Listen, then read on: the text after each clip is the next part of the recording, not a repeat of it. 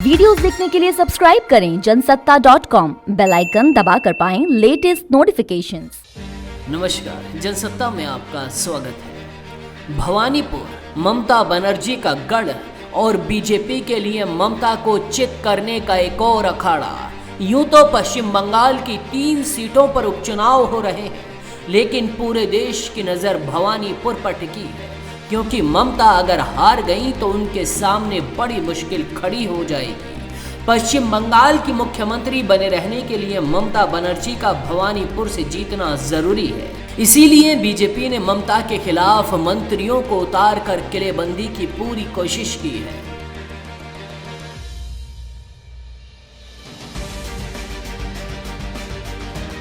ममता बनर्जी की सबसे बड़ी चुनौती बीजेपी है, लेकिन उसकी 2 और चुनौतियां मौसम और मतदाता भी हैं। मौसम विभाग ने 2 दिन भारी बारिश की चेतावनी दी है, इसीलिए टीएमसी की असली चिंता मतदान के दिन वोटरों को घर से निकालकर मतदान केंद्रों तक पहुंचाने की है, क्योंकि अगर मतदान प्रतिशत कम रहा तो उसका नुकसान टीएमसी को हो सकता है। भवानीपुर सीट पर 12 उम्मीदवार मैदान में हैं, उनमें से 5 महिलाएं।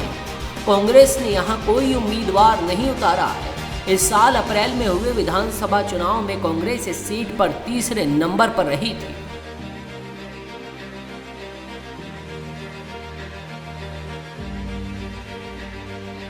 कोलकाता के दक्षिणी इलाके में फैली इस विधानसभा सीट के जातीय समीकरण बड़े दिलचस्प है। इस इलाके में करीब 40% वोटर गैर बंगाली हैं। इनमें गुजराती, मारवाड़ी, सिख और बिहारी तबके की तादाद सबसे ज़्यादा है। इसके अलावा 20% आबादी मुसलमानों की है, जबकि बाकी 40% बंगालियों की। इसी वजह से इस इलाके को मिनी इंडिया भी कहा जाता है। गुजराती और मारवाड़ी तबके के लोगों को पारंपरिक तौर पर बीजेपी का समर्थक माना जाता है। शायद इसी वजह से बीजेपी ने यहाँ एक हिंदी भाषी प्रियंका टिब्रेवाल को मैदान में उतारा। केंद्रीय मंत्री हरदीप सिंह पुरी, स्मृति ईरानी और सांसद मनोज तिवारी जैसे बीजेपी के बड़े नेता भवानीपुर में ममता के खिलाफ प्रचार करने के लिए मैदान में दिखाई दिए।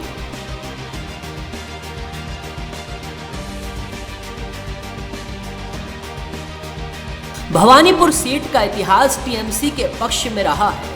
बीते 1 दशक में होने वाले 6 चुनावों में टीएमसी को सिर्फ 1 बार हार का सामना करना पड़ा है। साल 2019 के लोकसभा चुनाव के दौरान इस विधानसभा सीट पर बीजेपी को टीएमसी के मुकाबले बढ़त मिली थी। इस साल हुए विधानसभा चुनाव में टीएमसी के शोभन देव चट्टोपाध्याय यहां से करीब 29,000 वोटों के अंतर से जीते थे, लेकिन उन्होंने बाद में ममता के लिए अपनी सीट खाली कर दी थी।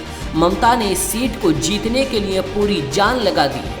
ममता बनर्जी लगातार इलाकों में घूमकर नुक्कड़ सभाएं करती दिखाई दी, घर घर जाकर प्रचार करती नजर आईं। चुनाव अभियान के दौरान उन्होंने मस्जिदों और गुरुद्वारों के अलावा मंदिरों का भी दौरा किया, लेकिन बीजेपी ने बंगाल में हुई हिंसा को उनके खिलाफ मुद्दा बना दिया और बड़े बड़े नेताओं को उनके खिलाफ प्रचार में उतारा। 30 सितंबर को भवानीपुर में मतदान होगा और 3 अक्टूबर को नतीजे आएंगे, और उस दिन पता चलेगा कि ममता की किस्मत में क्या लिखा है। ऐसी ही बाकी खबरों के लिए भी देखते रहिए जनसत्ता.com।